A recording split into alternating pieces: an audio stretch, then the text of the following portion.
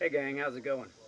I just realized, unfortunately, it's been about a month or 5 weeks since I've done a video and even uploaded up onto this channel, so I do apologize for that. Unfortunately, I've been toying around with this thing behind me for well, a little over 2 weeks, probably closing in on three. It's been a pretty big challenge.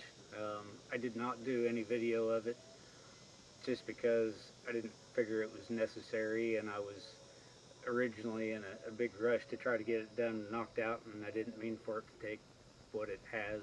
Um, but I ended up deciding to do the EGR delete on it, and by the time it was all said and done, I've got new manifolds on it, both new up pipes. I got a down pipe. So, yeah. But, yeah. So, anyway, but I can show you all the stuff I put on it. I just don't have video of me putting it on. And I ultimately decided not to waste the effort of recording any of it because that would have taken hours and hours and hours of editing, and yeah, I just didn't really have time to deal with all that. So I didn't even waste the effort to record it. But I figured I would go ahead and show you how um, I dealt with the top side of the engine, which actually another reason why I didn't really record it is I had a buddy helping me because dealing with the top side, if you've seen other videos, I've got a stand-up wheelchair. I can work on the top side of the engine that way, but you're still limited. I'm still limited on how far in I can get, what I can reach, and what I can do. So I enlisted the help of a buddy to take care of all the stuff up on top, directly above and behind the engine. And but there ended up being a condition where he was stripping out a bolt, and I I kind of really strongly felt there was probably something I could do with it. So that put me into a position where I had to figure out how to get up on top of the engine. So the solution was behind me, and I figured I'd go ahead and share how I got up there and how I've dealt with the rest of the top side of the engine. Because once we got it all apart, I put every bit of this back together myself. The manifolds, the up pipe, the down pipe. I done all that on my own. So I will show you how I went about and took care of all of it. Obviously, I've got my aluminum scaffolding here that I made that I use with my camper. So there we go.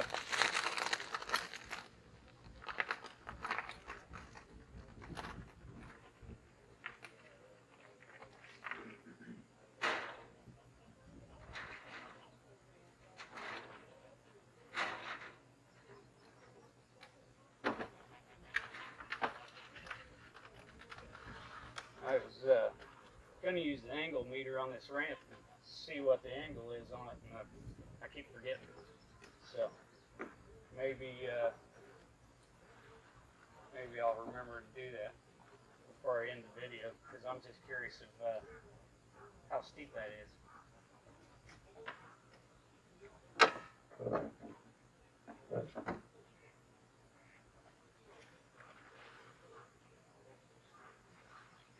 So, but what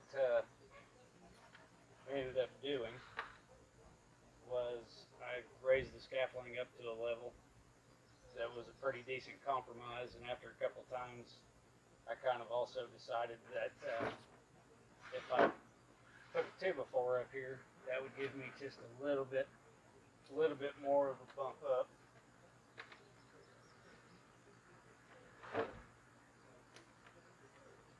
And get me that much closer to where I want to be. Um, most of the time, I did have stuff covering the latch. The last couple of times I didn't. I really never was on it enough, I guess, to worry about. So I ended up, I pulled that rag out of there. I did find a board that I could lay up here because, well, the first day I was up here for a few hours and had myself twisted and contorted, and fighting around with it so bad that that night and the next day was pretty rough. I don't take any pain medicine, and I was hurting pretty good. So I did figure out if I put this board up in here, then it's not a big deal. I don't hurt myself. So yeah. Anyway, the only other thing that's kind of a pain about this is the feet will get locked up in the chair sometimes. So that makes it kind of a pain. But just kind of start slowly and carefully. I don't want to make no fast and crazy maneuvers.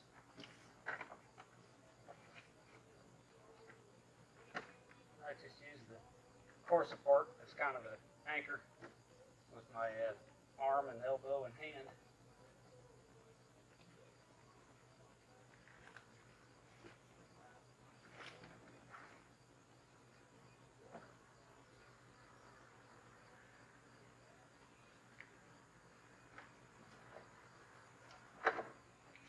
And you just climb on up in. And you work away. Do whatever we need to do.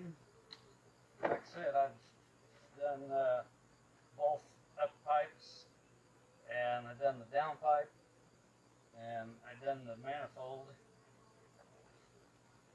and I replaced the air intake as well.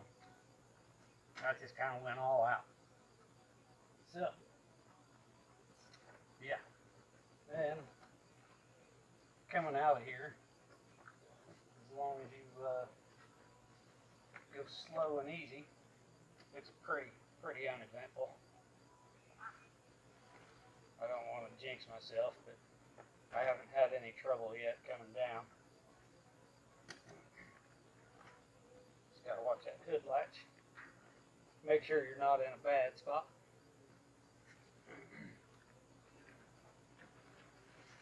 Come on back to the chair.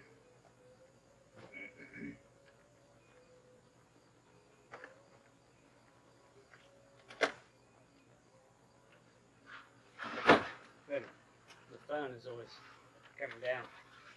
My wife always tries to get me to throw my hands up in the air. Go wee.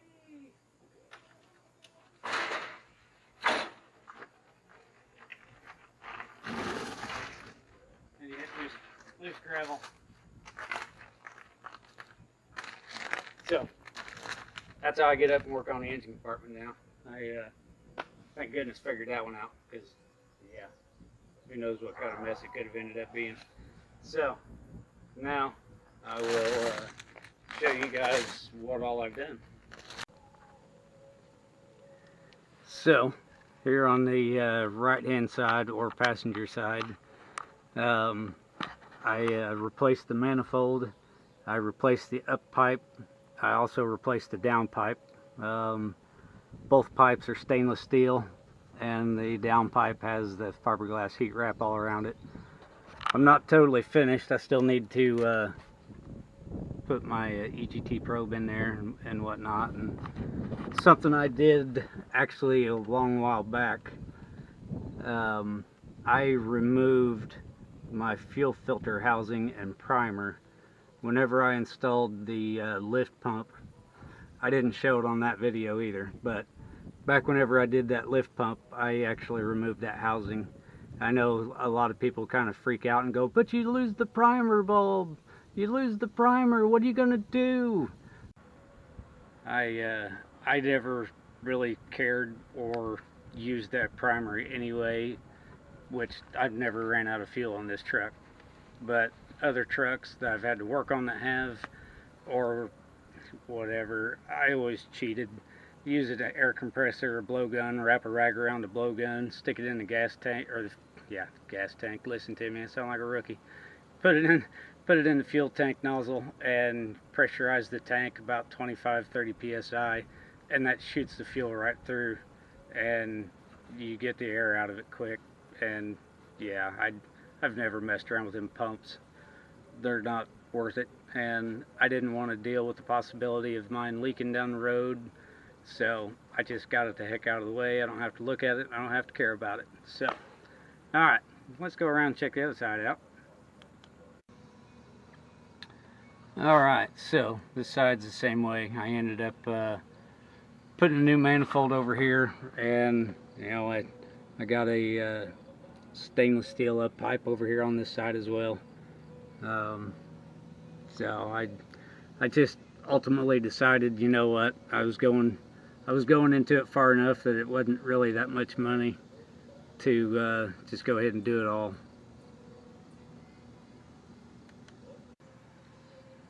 Back to that ramp angle. Looks like it's I don't know, 12, maybe 13 degrees. It ain't too bad. Almost feels like it's worse, but I don't know, maybe, I don't know. Who knows? Doesn't matter. Not that important. So then to finish up top, I decided to, because of doing the EGR delete, obviously replace the intake tube, and I decided to go ahead and replace the turbo inlet and put a new air box on it. And because these LLY engines, of course, you know, these brilliant engineers, they designed it to where it sucks in your fresh air for your engine right out of the engine compartment. So you got this awesome hot air, and they makes them prone to overheating. So that's all been eliminated, so I ain't got to worry about that anymore. So that's how I dealt with installing all the components up on the top end, and how I get up on top of the engine now and do all that kind of work. So sorry I didn't show me working on some of that stuff for some folks who would like to have seen it. I know a guy that I've watched a lot who is very detailed on a lot of these Duramax engine component replacements, upgrades, and all that, and that's Truckmaster.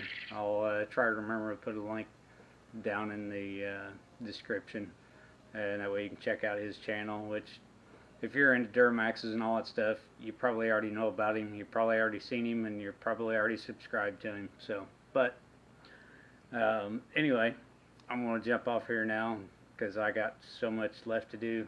So anyway, thanks for watching, and be sure to subscribe, and we'll see you guys next go around.